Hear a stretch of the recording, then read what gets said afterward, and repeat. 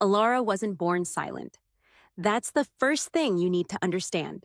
She wasn't some ethereal, otherworldly creature who graced the royal cradle with an unnerving quiet. No, Alara was a child like any other, gurgling and babbling, reaching out with chubby hands, and generally making the delightful, if sometimes ear-splitting noises that babies do. But somewhere along the line, the music stopped. It wasn't a gradual fading, more like a record scratching abruptly, leaving only a stunned silence in its wake. No one could pinpoint the exact moment, the precise trigger, but it was there, a wall built around her voice, brick by painful brick. Some whispered it was a curse, others blamed the wet nurse, as if a slightly clumsy woman could steal a child's voice.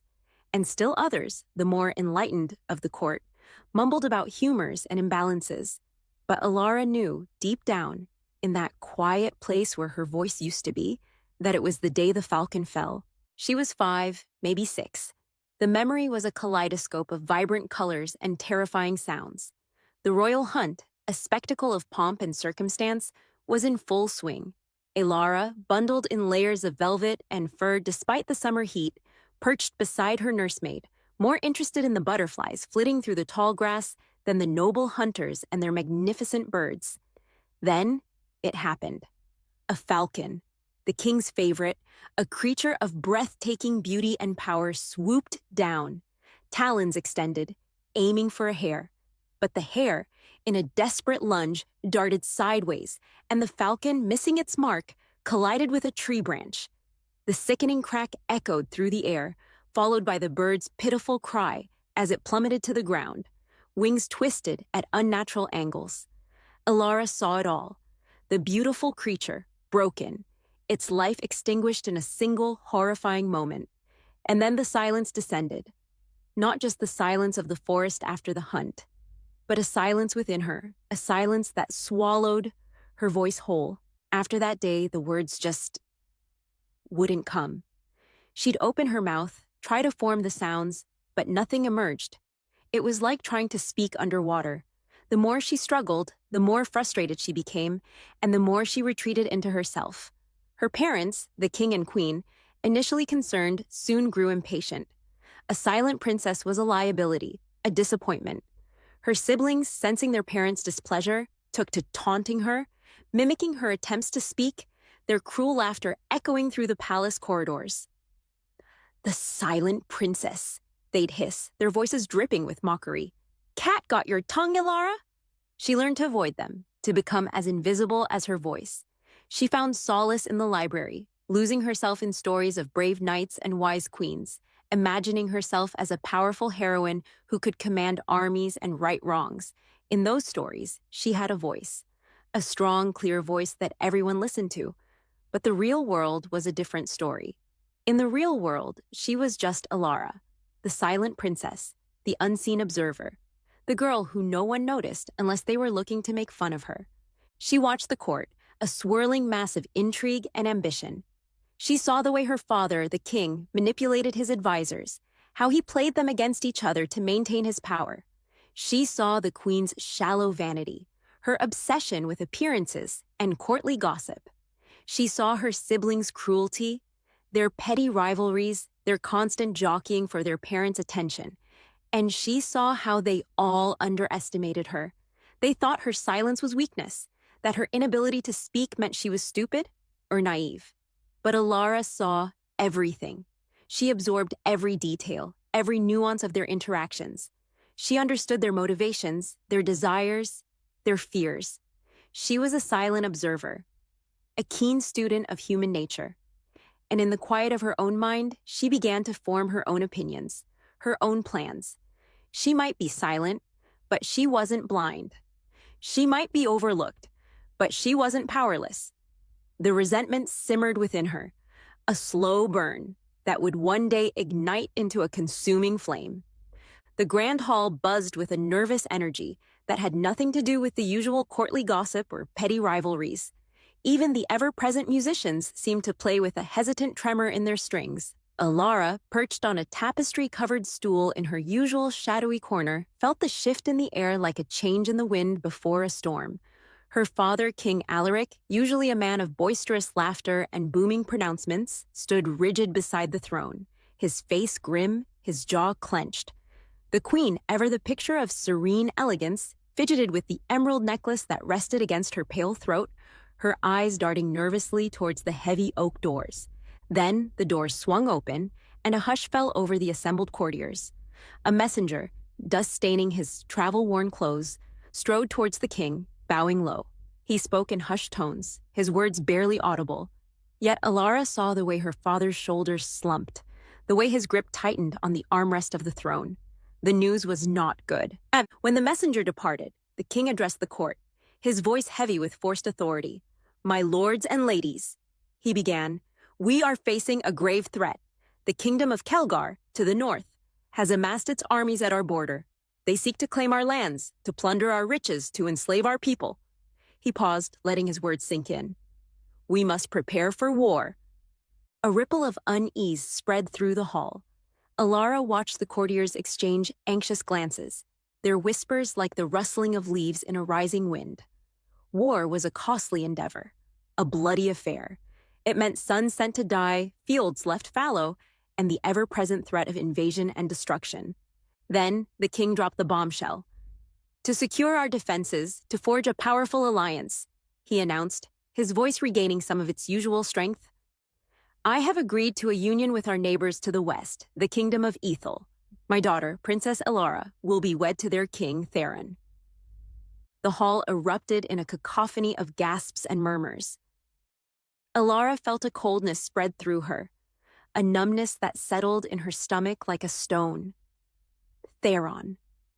The name was spoken in hushed tones, a legend whispered in the dark. He was a warrior king, a ruthless conqueror, a man known for his iron fist and his insatiable hunger for power. Rumors of his cruelty abounded, tales of brutal punishments, of dissenters silenced, of enemies crushed beneath his heel. And now she, Alara, the silent princess, the forgotten daughter, was to be his bride. She saw her mother's face, a mask of shock and dismay quickly replaced by a calculating gleam. No doubt the queen was already envisioning the lavish gifts and the political influence that this alliance would bring. Alara's siblings, their faces a mixture of envy and amusement, exchanged sly glances. They knew, as she did, that she was being sacrificed, offered up as a pawn in a game of power and survival. Alara's heart pounded in her chest, a trapped bird fluttering against its cage. She wanted to scream, to protest, to refuse, but the words wouldn't come. They never did. She was trapped, bound by her silence, by her father's ambition, by the cruel whims of fate. A wave of despair washed over her, threatening to drown her in its icy depths. But beneath the despair, a spark ignited, a flicker of resentment that burned hot and fierce. They thought she was weak, a voiceless pawn to be manipulated and discarded. They were wrong. They had no idea what she was capable of. The silent princess might be silent no more. The journey to Ethel was a blur of gray skies and rain-lashed landscapes. Alara, confined to a gilded cage of a carriage, watched the world recede into a tapestry of muted colors and somber shadows. The once familiar countryside, with its rolling hills and vibrant green meadows, gave way to a harsher terrain. Jagged mountains, dark forests, and windswept plains. It was as if the land itself mirrored her own internal landscape, a descent into a bleak and uncertain future. "Do you think he'll be kind?" Anya, Alara's handmaiden, asked tentatively, her voice barely a whisper. Alara, unable to answer, merely shrugged, a gesture that conveyed more resignation than hope.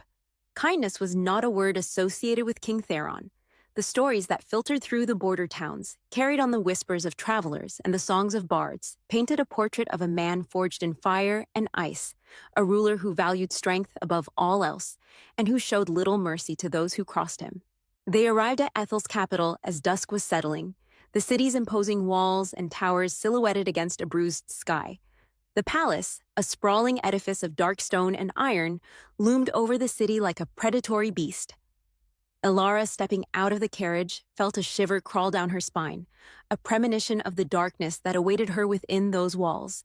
The court of King Theron was a spectacle of both opulence and brutality, The halls were lined with shimmering tapestries and gleaming armor, the tables laden with exotic delicacies and glittering jewels. Yet, beneath the veneer of luxury, a current of cruelty ran through the court like a poisoned stream.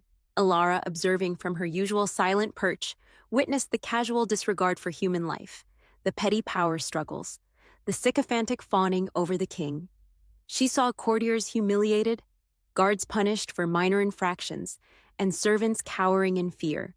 This was a court where power was the only currency, and where mercy was a weakness. Theron himself was a formidable presence. Tall and broad-shouldered, with a mane of dark hair and eyes that burned with an icy fire, he commanded attention with every stride. His voice when he spoke was a deep rumble that resonated through the hall, silencing any dissent. He was a warrior king, a man who ruled through fear and intimidation. Alara, watching him from afar, felt a knot of dread tighten in her stomach. Among the courtiers, several figures stood out. Lord Valerius, the king's chief advisor, was a man of sharp intelligence and cunning ambition. His eyes, like those of a hawk, missed nothing, and his whispers held the power to sway the king's decisions. Lady Isolde, Theron's favorite, was a woman of striking beauty and ruthless ambition. She used her influence over the king to advance her own agenda, crushing anyone who stood in her way. And then there was Cale, the captain of the guard, a man of quiet strength and unwavering loyalty. He seemed to observe Alara with a thoughtful gaze, his eyes betraying a hint of curiosity, perhaps even sympathy. Alara, the silent princess, the unseen observer, found herself in a den of wolves.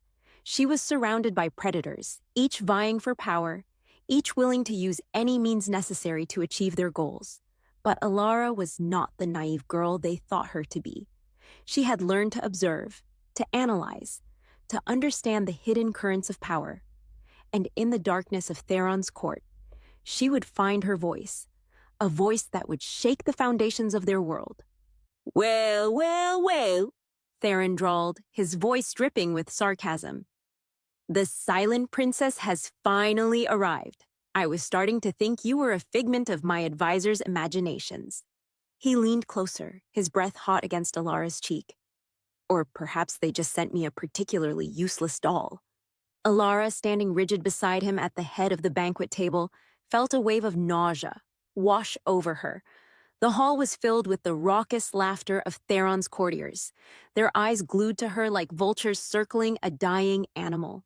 She could feel their amusement, their disdain, their eagerness to witness her humiliation. She longed to disappear, to melt into the shadows, but Theron's grip on her arm was like a vice, his fingers digging into her flesh. "Cat got your tongue, princess?" he sneered, his voice echoing through the hall. "Or are you just too stupid to speak?" A ripple of laughter spread through the crowd. Alara's face burned with shame, but she kept her gaze fixed on the tapestry behind Theron's head, a scene of a huntress slaying a lion. She clung to the image, to the idea of strength and defiance, even as her body trembled with fear. Life with Theron was a relentless torment. He delighted in humiliating her, in exposing her silence as a weakness. He would mock her at every opportunity, his words like daggers aimed at her heart. "My silent wife," he'd announced to his guests, "a rare treasure indeed. She never interrupts, never complains, never has an opinion of her own." And then he'd laugh, a cruel booming sound that echoed through the palace halls. His cruelty wasn't confined to words. He would strike her in fits of rage, his blows leaving bruises that bloomed like dark flowers on her skin. He would lock her in her chambers for days, denying her food and water, her only company the rats that scurried in the shadows.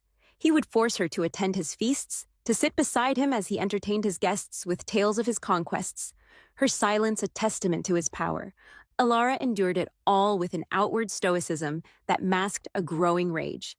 She learned to anticipate his moods, to avoid his wrath, to become a ghost in her own life. But inside, she was seething. Every insult, every blow, every humiliation fueled a fire within her, a fire that burned with a cold, consuming intensity. She observed the court, its intricate web of alliances and betrayals. She saw the fear in the eyes of the courtiers, the desperation of those who had fallen out of favor. She saw the way Theron manipulated them, playing them against each other to maintain his grip on power. She learned their secrets, their weaknesses, their vulnerabilities. She was a silent observer, a spider patiently weaving her web.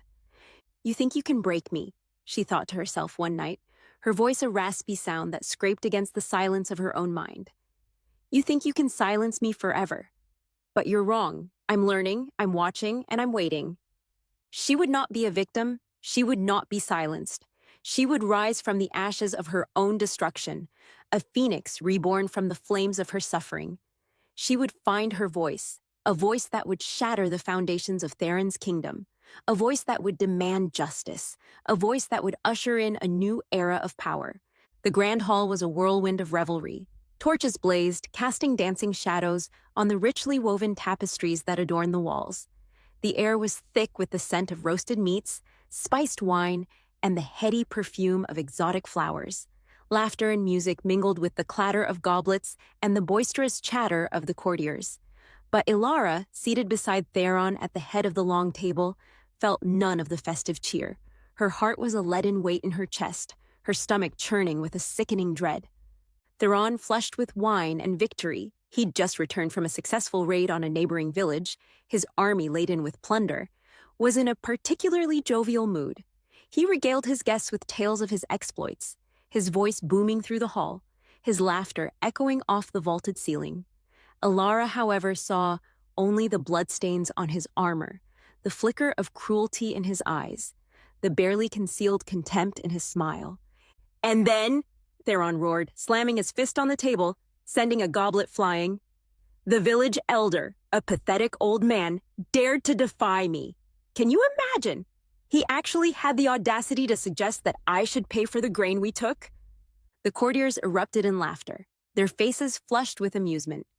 Ilara, however, felt a chill crawl down her spine. She knew what was coming. "So," Theron continued, his voice dropping to a menacing growl, "I taught him a lesson he wouldn't forget. He paused, his eyes sweeping across the hall, finally settling on Ilara. A cruel smile twisted his lips. "I had his tongue cut out." A collective gasp filled the hall, followed by a stunned silence. Ilara's breath caught in her throat, her eyes widening in horror. She could see the scene vividly in her mind. The terrified old man, his mouth agape, the blood gushing from his mutilated tongue. She felt a wave of nausea wash over her, the room tilting precariously. Theron, mistaking her shock for amusement, leaned closer, his breath hot against her ear. "What do you think, my silent wife?" he whispered, his voice laced with mockery. "Perhaps we should try that on you. Then you'd truly be the silent princess, wouldn't you?" He threw back his head and roared with laughter, the sound grating on Ilara's ears like nails on a chalkboard.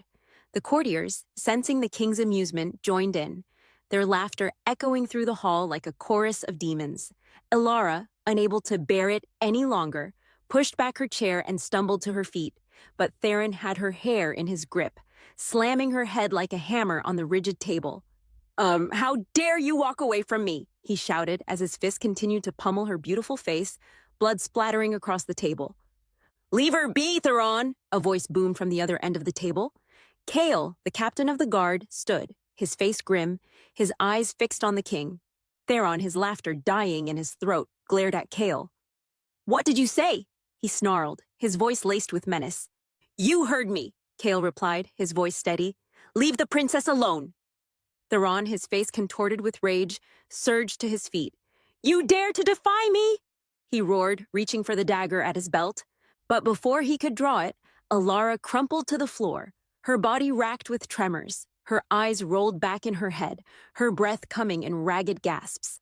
The laughter in the hall died abruptly, replaced by a stunned silence. "Ilara!" Cale shouted, rushing to her side. He knelt beside her, his hand hovering over her lifeless form. "Someone get a healer!" But it was too late. Ilara's spirit had fled, her body a broken shell. The silent princess, silenced forever. Or so they thought. Ilara floated in a void, a sea of nothingness that stretched endlessly in all directions. There was no light, no darkness, no sensation of time or space, only a profound sense of emptiness, a chilling isolation that seeped into her very being. Was this death? She wondered, her thoughts echoing in the vast emptiness. Was this the oblivion that awaited her after a lifetime of silence and suffering? Then, a voice. It wasn't a sound that reached her ears, for there were no ears in this void, no body to perceive the vibrations of the air.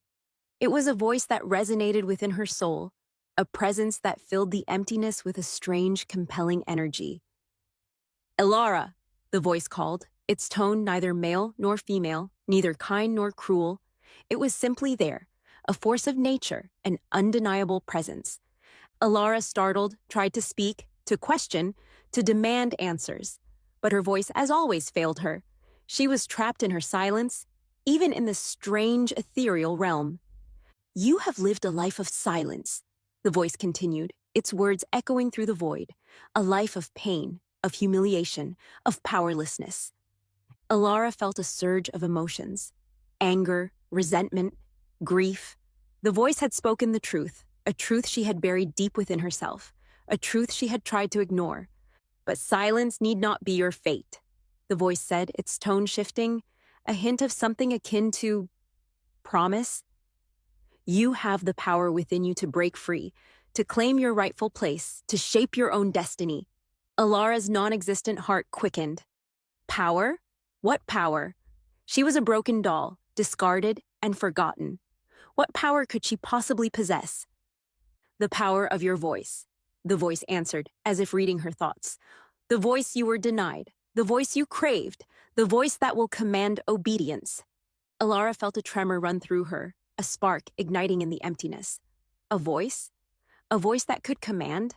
Was this a cruel joke, a mockery of her deepest longing? No joke, Elara, the voice said, its tone firm, resolute. This is your chance. Accept this gift, and you will rise from the ashes. You will become the queen you were meant to be. You will rule with an iron fist, and your enemies will tremble before you. Elara hesitated. The offer was tempting, seductive. The power to command, to control, to make those who had wronged her pay. But at what cost? Was this a divine gift, a blessing from the gods? Or was it something darker? A pact with forces she didn't understand, a path that would lead her to a different kind of darkness. The voice seemed to sense her hesitation. The choice is yours, Elara, it said, its tone softer now, almost coaxing. Embrace your power, or remain in silence forever. Elara felt a surge of defiance, a spark of rebellion that had been dormant for too long. She would not be silenced. She would not be a victim. She would seize this chance, this power, this destiny. I accept, she whispered, her voice echoing in the void, a voice filled with newfound strength and determination. And with that single word, the void shattered, and Elara was pulled back into the world of the living, a world she would now rule. Elara opened her eyes, and the world rushed back in. The heavy velvet drapes, the flickering candlelight, the scent of stale incense. She was in her chambers, the same suffocatingly opulent prison she'd known for countless days. But something was undeniably different. A tingling energy thrummed beneath her skin, a newfound awareness that pulsed in her veins. And then she realized she could feel her voice, coiled within her throat, a vibrant, living thing. She sat up, the movement surprisingly effortless, and whispered, "Hello?" The word echoed in the silence of the room, but it wasn't the sound that startled her. It was the feeling, the power that resonated within the word, a subtle vibration that seemed to ripple outwards, touching the very fabric of the room. A thrill, a mixture of fear and exhilaration, coursed through her. This was no ordinary voice. This was the voice of command, the voice of power, the voice she had been promised. A tentative knock sounded at the door. "My lady?" a hesitant voice called. It was Anya, her handmaiden, her voice laced with concern. "Are you awake?"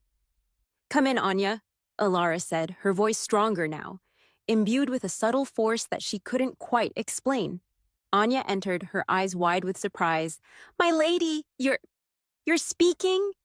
Elara nodded, a small smile playing on her lips. "I am." Anya rushed to her side, her hands fluttering nervously. Are you feeling all right? Do you need anything? Should I call for the healer? I'm fine, Anya, Alara assured her, her voice calm and steady. Just a little tired. Anya, still fussing, helped Alara into a sitting position and began to brush her hair. Alara, watching her in the mirror, decided to test the limits of her newfound power. Anya, she said, her voice taking on a slightly firmer tone, would you mind fetching me a glass of water? Anya, who was usually quite talkative, stopped mid-sentence and immediately turned towards the door. Of course, my lady, she said, her voice strangely devoid of its usual inflection. She hurried out of the room, leaving Alara alone with her thoughts. Alara leaned back against the pillows, a slow smile spreading across her face. It worked. Her voice held a power, a subtle compulsion that seemed to override Anya's own will. It wasn't a forceful command, more like a gentle nudge, a suggestion that couldn't be refused. She spent the next few days experimenting, testing the boundaries of her power. She found she could influence the servants, getting them to perform tasks without question, to anticipate her needs before she even voiced them. She could sway the guards, eliciting information about the palace, about Theron's movements, about the court's secrets. She even managed to subtly influence Lord Valerius, the king's advisor, during a brief encounter in the hallway, planting a seed of doubt about Theron's latest military strategy. The more she used her voice, the stronger it seemed to become. The compulsion grew more potent, the obedience more immediate. She could feel the power coursing through her, a heady sensation that both thrilled and terrified her. She was no longer the silent princess, the unseen observer. She was a force to be reckoned with, a queen in the making, and with this newfound power, she would reshape her destiny, rewrite the rules of the game, and claim her rightful place in the world. Alara, no longer a passive observer, moved through the court like a phantom, her presence barely noticed, her influence subtly growing. She was a whisper in the shadows, a seed of doubt planted in fertile minds, a catalyst for the discontent that simmered beneath the surface of Theron's iron-fisted rule. Her first target was Lord Valerius, the king's shrewd advisor, a man whose ambition was as boundless as his intellect. She found him in the library, surrounded by scrolls and maps, his brow furrowed in concentration. Lord Valerius, she said, her voice soft yet carrying an undeniable weight. Valerius looked up, startled. Your Majesty, he said, bowing his head. I didn't hear you approach. I have something important to discuss with you, Alara said, her voice laced with a subtle urgency. Valerius, intrigued, gestured towards a nearby table. Please, Your Majesty, have a seat. Alara sat, her gaze fixed on Valerius. I'm concerned about the king's recent military campaign, she began, her voice carefully measured. His tactics seem reckless. Valerius frowned. Reckless, Your Majesty? Indeed, Alara continued, her voice taking on a persuasive tone. Attacking the neighboring villages will only serve to unite them against us. It's a strategy that risks a prolonged and costly war. Valerius, a man who prided himself on his strategic thinking, felt a flicker of doubt. The king's recent actions had been impulsive, driven more by a desire for plunder than a sound military strategy.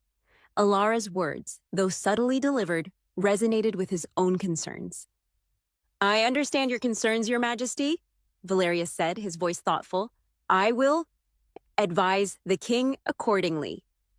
Alara nodded, a small smile playing on her lips. The seed had been planted. Her next target was Lady Isolde, Theron's favorite, a woman whose beauty was matched only by her ruthlessness.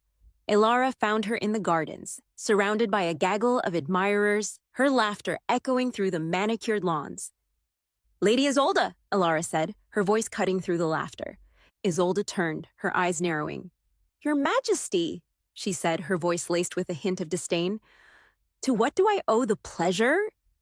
I've been admiring your influence over the king, Alara said, her voice laced with a subtle mockery.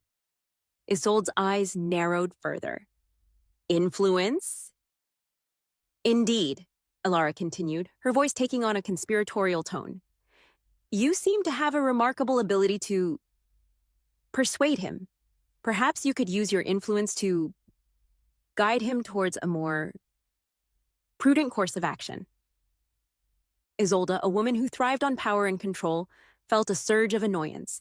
Was this silent princess suggesting that she was manipulating the king? The audacity. "I assure you, your majesty," Isolde said, her voice dripping with venom, "I have the king's best interests at heart." Elara smiled. A knowing smile that didn't reach her eyes. "Of course you do, Lady Isolde," she said, her voice laced with a subtle threat. "But it would be a shame if the king were to misinterpret your intentions." Isolde's face paled. Elara's words, though veiled, struck a nerve. She knew that her influence over Theron was waning, that his affections were fickle. Elara's insinuation that she might be plotting against him was a dangerous accusation, one that could easily lead to her downfall.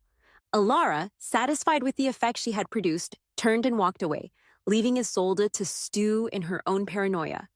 She continued her campaign of whispers, moving through the court like a shadow, planting seeds of doubt, amplifying discontent, creating divisions.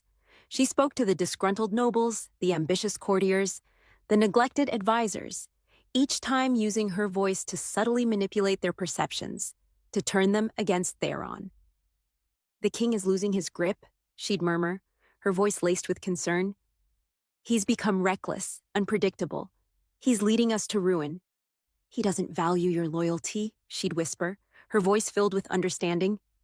"He only cares for himself, for his own power." "You deserve better," she'd say, her voice laced with a hint of promise. "You deserve a ruler who respects you, who values your contributions." Her words, like drops of water on stone, slowly eroded the foundations of Theron's power. The court, once a monolithic entity, began to fracture, its loyalties shifting, its alliances crumbling. The whispers of rebellion grew louder, bolder, more daring, and Elara, the silent princess, the unseen observer, watched it all unfold, a small smile playing on her lips. The game was afoot, and she was the puppet master, pulling the strings, orchestrating the downfall of the tyrant king. The air in the grand hall crackled with a tension that was thicker than the velvet drapes adorning the walls.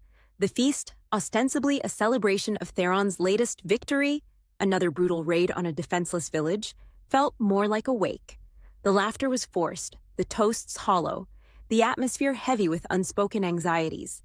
Elara, seated beside Theron, observed the scene with a quiet satisfaction. Her whispers had done their work. The seeds of rebellion, carefully sown, had finally taken root.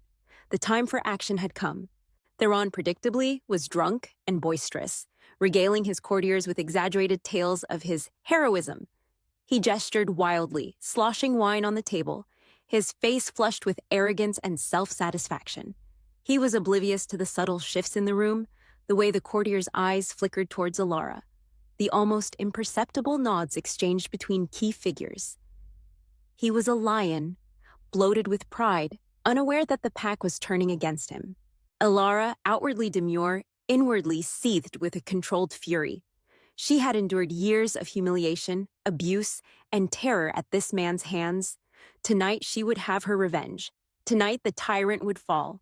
She took a slow, deliberate sip of her wine, her gaze sweeping across the hall, taking in every detail. Lord Valerius, standing near the entrance, gave her a subtle nod. Lady Isolde, her face pale and drawn, avoided her eyes. Kale, the captain of the guard, stood at his usual post near the throne, his expression unreadable. Elara met his gaze, and a silent understanding passed between them. The plan was in motion. Theron, mid-sentence, suddenly grabbed Elara's arm, his grip bruisingly tight. "My silent queen," he slurred, his breath hot and foul against her cheek. "Why so quiet? Aren't you enjoying the festivities?" Elara, outwardly calm, met his gaze with a chilling intensity. "I'm enjoying the anticipation, Your Majesty," she said, her voice soft, yet laced with an undeniable power. Theron, momentarily confused by her tone, frowned. Anticipation? What anticipation? Before he could press the matter, Elara spoke again, her voice ringing through the hall, silencing the boisterous chatter. "The anticipation of justice," she said, her voice now amplified, imbued with the supernatural force that compelled obedience. A hush fell over the hall. Theron's eyes widened in surprise, then narrowed with anger. "Justice? What are you talking about?" he snarled. Alara rose to her feet, her movements graceful, yet purposeful. She stepped away from Theron, her gaze sweeping across the assembled courtiers.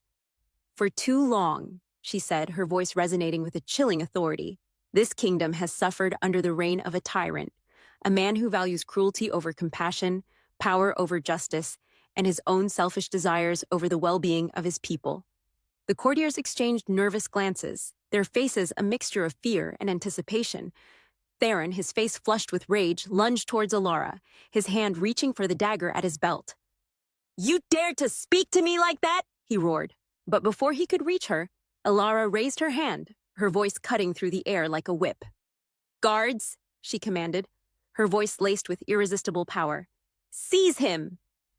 The royal guards, who only moments before had sworn loyalty to Theron, moved as one. They surged towards the king, their faces blank, their movements robotic. Theron, stunned by their sudden betrayal, struggled against them, his roars of anger turning into cries of disbelief. He looked towards his courtiers for support, but they remained frozen, their eyes fixed on Alara, their faces filled with a mixture of awe and terror. What is the meaning of this?" Theron stammered, his voice trembling with fear. Alara descended the steps, her eyes fixed on the struggling king. "The meaning of justice, Your Majesty," she said, her voice ringing with cold authority. "The meaning of a new era for this kingdom." She reached Theron, who was now being held firmly by the guards. He looked at her, his eyes pleading, his face contorted with fear. "Alara, please, have mercy," he begged, his voice a pathetic whimper. Alara looked at him, her face devoid of emotion. "You showed me no mercy," she said, her voice flat, emotionless. "Why should I show you any?" She turned to the guards. "Take him away," she commanded, her voice laced with finality. "Imprison him. He will be judged for his crimes." The guards dragged Theron away, his cries echoing through the hall, a fitting end to the reign of the tyrant king. Alara stood alone, at the head of the hall, her gaze sweeping across the assembled courtiers. They looked at her with a mixture of fear and awe, their faces reflecting the dawn of a new era. An era ruled by the silent princess, now the tyrant queen. Silence descended upon the hall, heavy and expectant. The courtiers, still reeling from the swift overthrow of Theron, shifted nervously, their gazes darting between Alara and the empty throne. The air crackled with uncertainty, a palpable shift in the balance of power. Alara, standing tall and resolute, savored the moment. This was her kingdom now, her court, her destiny. "My lords and ladies," she began, her voice ringing with newfound authority, "the tyrant has fallen. His reign of terror is over.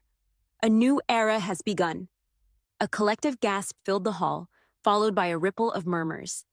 Alara, the silent princess, the unseen observer, was now their queen. The transformation was as startling as it was swift. "I know that many of you feared Theron," Alara continued, her voice softening slightly, "and with good reason. He ruled through fear and intimidation, crushing any dissent, silencing any opposition. But I will not rule in the same way." She paused, letting her words sink in. The courtiers, sensing a change in the wind, leaned forward, their eyes fixed on her. "I will rule with justice and compassion," Alara declared, her voice resonating with a sincerity that surprised even herself. "I will listen to your concerns, I will value your counsel, and I will work tirelessly to ensure the prosperity and security of this kingdom." And a wave of relief washed over the courtiers. Ilara's words, though unexpected, were a welcome balm after years of Theron's oppressive rule. They had expected a continuation of tyranny, a new face on the old regime. Instead, they were being offered a chance for a fresh start, a chance to participate in the shaping of their own destiny. Alara, a shrewd strategist, knew that consolidating her power would require more than just words. She needed to act decisively to demonstrate her strength, to eliminate any lingering doubts about her authority, and she needed to do it quickly, before any opposition could coalesce. Her first act as queen was to address the grievances of the people. She abolished Theron's most hated taxes, released political prisoners, and ordered the restoration of lands and properties that had been unjustly seized. These actions, though seemingly simple, sent a powerful message throughout the kingdom. The tyrant was gone, and a new era of justice and fairness had begun. Next, she turned her attention to the court itself. She dismissed Theron's most loyal advisors, replacing them with individuals known for their competence and integrity. She stripped Lady Isolde of her titles and privileges, banishing her from the court. And she rewarded those who had supported her, elevating them to positions of power and influence. But Alara knew that some of Theron's loyalists remained, lurking in the shadows, waiting for an opportunity to strike back. She couldn't afford to be complacent. She needed to eliminate any potential threats to ensure that her rule was absolute and unchallenged. She summoned Kale, the captain of the guard, to her chambers.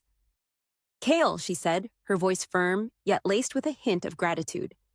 "You have served this kingdom faithfully, even under the rule of a tyrant. I trust your judgment, your loyalty, your discretion." Kale, a man of few words, bowed his head. "Your Majesty," he said, his voice gruff yet respectful. "There are still those who remain loyal to Theron," Alara continued, her voice taking on a steely edge. "They pose a threat to the stability of this kingdom, to my rule. I need you to deal with them." Kale understood. He had witnessed Theron's cruelty firsthand, had seen the fear and suffering he had inflicted upon the people. He had no qualms about eliminating those who would seek to perpetuate that tyranny. "It will be done, Your Majesty," Kale said, his voice resolute. Alara nodded, a grim satisfaction settling in her heart. She was not a cruel ruler, but she was a pragmatic one. She would do what was necessary to secure her power, to protect her kingdom, to fulfill her destiny. The days that followed were a whirlwind of activity. Alara, with Kale's assistance, systematically eliminated any remaining opposition. Some were imprisoned, others exiled, and a few, the most dangerous, met a swift and silent end. Alara, using her voice to uncover conspiracies and to extract confessions, ensured that no threat went unaddressed. By the time the dust settled, Alara's rule was absolute. The court, once a hotbed of intrigue and treachery, was now firmly under her control. The whispers of rebellion had been silenced, replaced by a grudging respect, a growing admiration for the queen who had risen from the ashes of tyranny. Alara, the silent princess, the unseen observer, had become Alara, the tyrant queen, the undisputed ruler of Ethel. And as she surveyed her kingdom, a new ambition began to take root in her heart, an ambition that would lead her to even greater heights of power. The messenger arrived as Alara was reviewing reports on the kingdom's grain reserves, a stark contrast to the frivolous courtly gossip that used to dominate her days. He was a bedraggled figure, his clothes dusty, his face etched with exhaustion. He knelt before her, his voice trembling as he delivered the news. "Your Majesty," he stammered, "a message from King Alaric."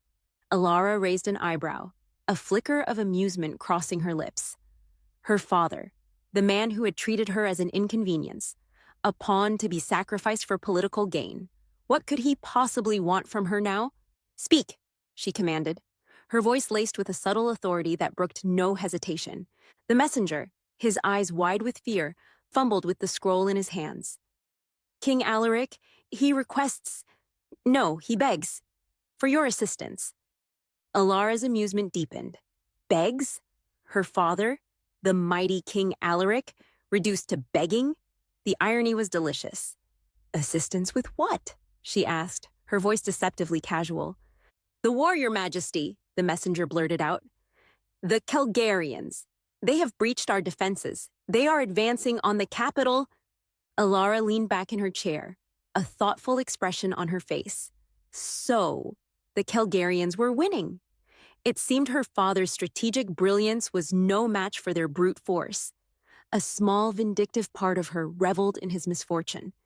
"And what makes King Alaric think that I would be willing to help him?" she asked, her voice laced with a hint of steel. The messenger, his face pale, stammered. He believes that as his daughter, you have a duty." Alara cut him off with a wave of her hand. "Duty? He speaks of duty, the man who married me off to a tyrant, who condemned me to a life of misery and abuse. He dares to speak of duty." The messenger, cowering before her wrath, could only shake his head. Alara rose from her chair, her gaze fixed on the messenger. "Tell King Alaric," she said, her voice cold and resolute, "that I will consider his request. But he, and my dear family, must come here, to Ethel. They must plead their case in person." The messenger, relieved to escape with his life, bowed deeply and scurried out of the room. Alara watched him go, a grim smile playing on her lips. Her family, the people who had mocked her, belittled her, and discarded her, were coming to her, hat in hand, begging for her help. The tables had turned, and she intended to savor every moment of their humiliation. A week later, King Alaric arrived, accompanied by the Queen and Alara's siblings. They were a pathetic sight. The king, once a proud and imposing figure, was now stooped and haggard, his face etched with worry. The Queen, her beauty faded, her eyes red-rimmed, looked like a ghost of her former self. And Alara's siblings, their arrogance replaced by fear, cowered behind their parents. They were ushered into the throne room, where Alara awaited them, seated on the throne that had once belonged to Theron. She looked at them, her gaze sweeping over their faces, taking in their fear, their desperation, their shame. "Father," she said, her voice laced with a chilling formality, "mother, siblings, welcome to Ethel." King Alaric, his voice trembling, stepped forward. "Alara," he began, we are in dire need of your assistance.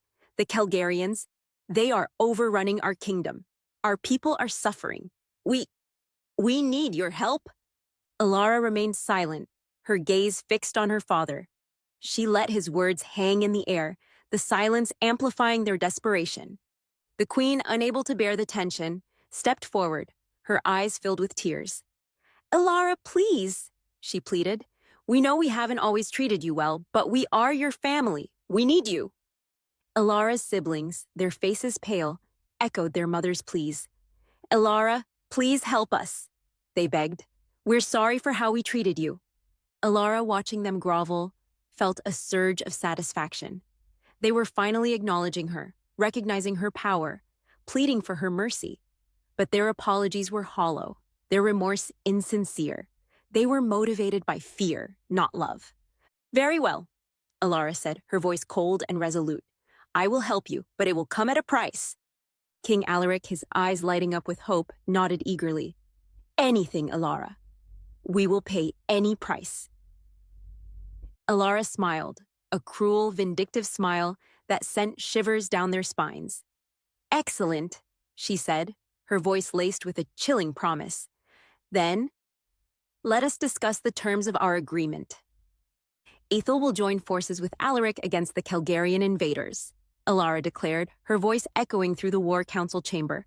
Her father, along with her siblings and a handful of their advisors, sat opposite her, their faces etched with a mixture of relief and apprehension. They had expected a steep price for her aid, but the true cost had yet to be revealed. "However," Alara continued, her gaze sweeping across their anxious faces, "my support comes with certain conditions." King Alaric, desperate to secure her aid, readily agreed. "Name your conditions, Alara. Anything." Alara's lips curled into a chilling smile. "Firstly, I will lead the combined armies. My generals, my strategies, my command." A flicker of unease crossed Alaric's face. He had expected to retain control of his forces, but Alara's demand was non-negotiable. He had no choice but to acquiesce. "Secondly," Alara continued, her voice hardening, "I want control of the Calgarian prisoners of war. All of them." This was an unusual demand, but Alaric, eager to secure her military support, agreed without hesitation. He had no idea what Alara planned to do with the prisoners, but he trusted her ruthlessness. Perhaps she intended to use them as bargaining chips or as a source of forced labor. Whatever her intentions, he was in no position to question them. Alara, satisfied with her father's acquiescence, outlined the final condition. "And lastly," she said, her voice laced with a chilling finality, "upon victory, I will claim half of your kingdom as my own." A collective gasp filled the room. Alaric's face paled, his eyes widening in disbelief. "Half?" he stammered. "Alara, that's preposterous!" Alara's smile widened, revealing a hint of the predator beneath the polished facade. Preposterous, is it? Perhaps, but those are my terms. Take them or leave them. Alaric, trapped between the encroaching Calgarian forces and Alara's ruthless ambition, had no choice. He gritted his teeth and nodded curtly. Agreed. Alara, her victory secured, rose from her chair. Excellent, she said, her voice laced with a chilling satisfaction. Then let the war begin. The combined armies of Ethel and Alaric marched north, a formidable force led by the warrior queen, Alara. She proved to be a brilliant strategist, her tactics unorthodox yet devastatingly effective. She used her knowledge of the terrain to her advantage, setting ambushes, outmaneuvering the enemy, and exploiting their weaknesses. She was ruthless in her command, demanding absolute obedience from her soldiers. Those who faltered, who questioned her orders, were swiftly punished, their fear serving as a warning to others. Yet, she also inspired a fierce loyalty in her troops. They had witnessed her courage on the battlefield, her unwavering determination, her willingness to fight alongside them, to share their hardships. They called her the Silent Storm, a force of nature that swept across the battlefield, leaving destruction in its wake. The war raged for months, a bloody and brutal affair.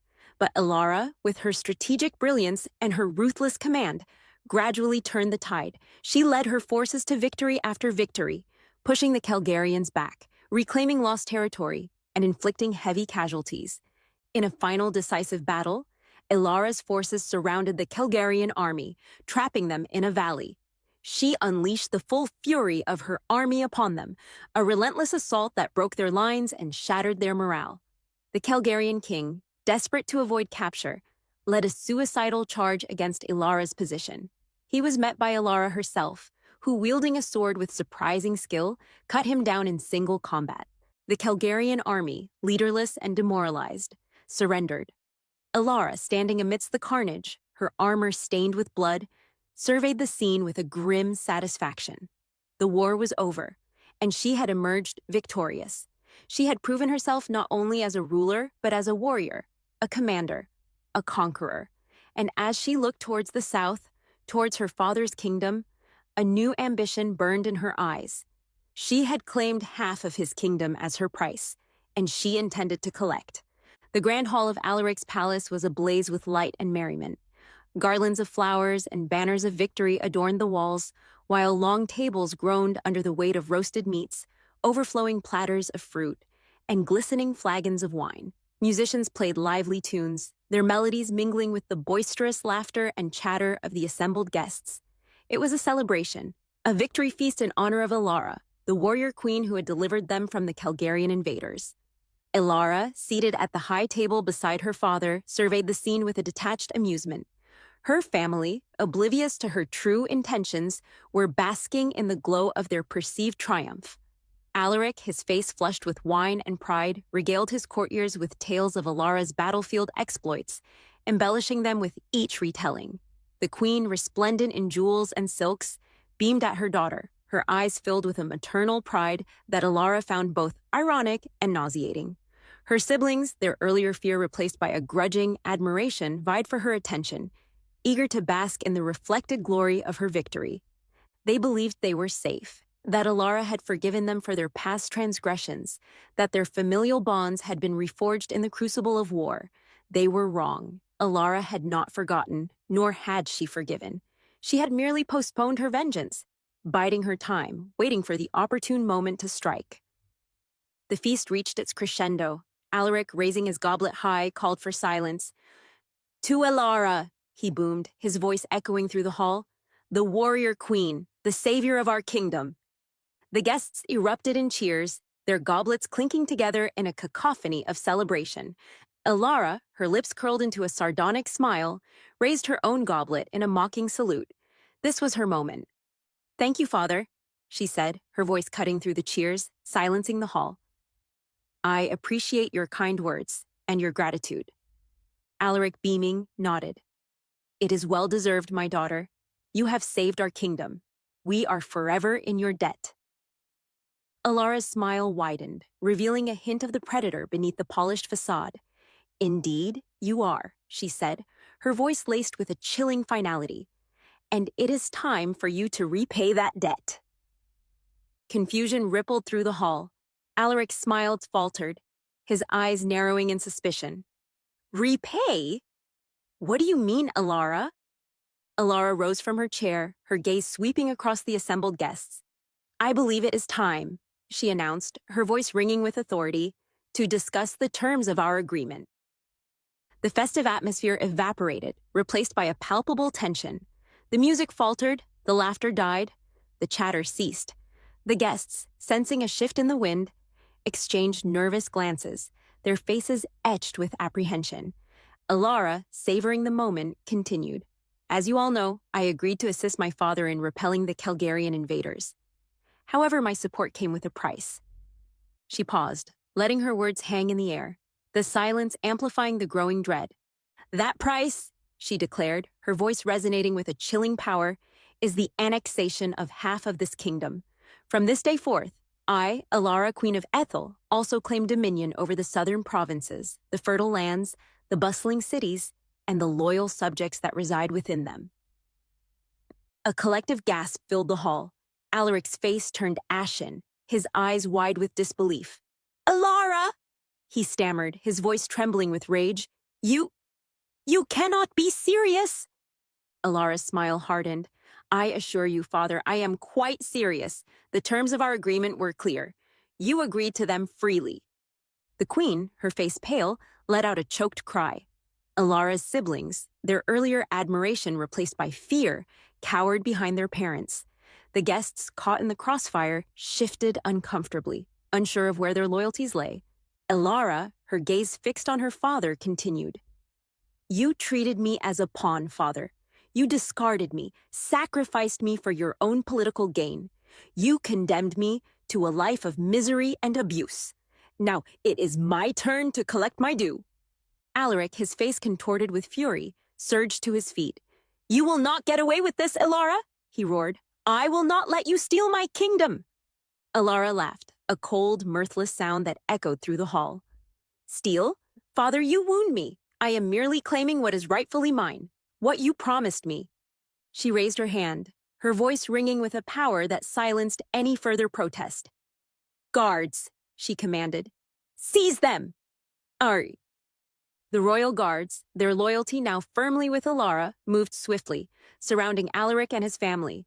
The queen let out a shriek of terror. Her siblings cried out in protest, but their voices were drowned out by the clatter of armor and the heavy thud of boots on the marble floor. Alara, her gaze fixed on her captured family, felt a surge of triumph. The Feast of Vipers had reached its climax. The hunters had become the hunted.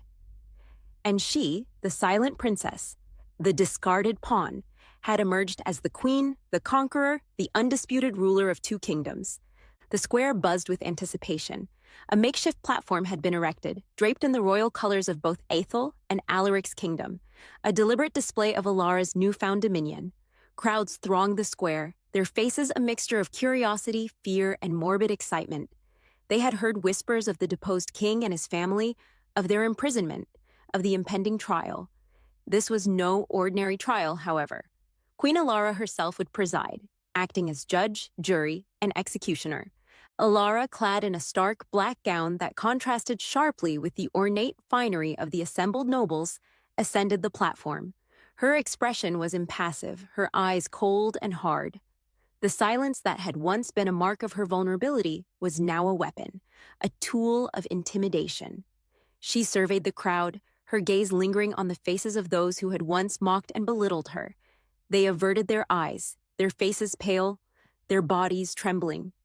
"People of Ethel," she began, her voice amplified by a mystical force that resonated through the square, "and subjects of the former King Alaric, you have been summoned here today to witness justice."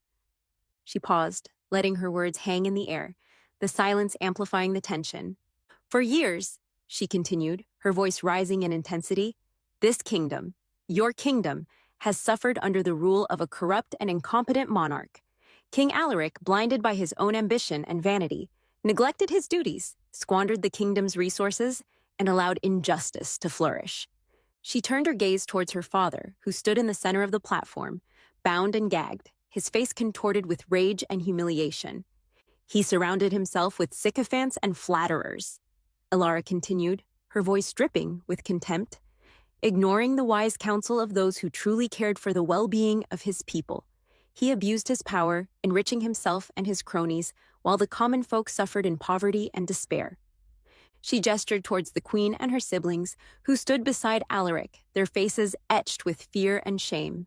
His queen, obsessed with frivolous pursuits and petty rivalries, turned a blind eye to the suffering of her people. His children, spoiled and entitled, indulged in their own selfish desires, caring nothing for the burdens of leadership. Alara paused, her gaze sweeping across the crowd. "And what of me?" she asked, her voice laced with a raw pain that resonated with the crowd.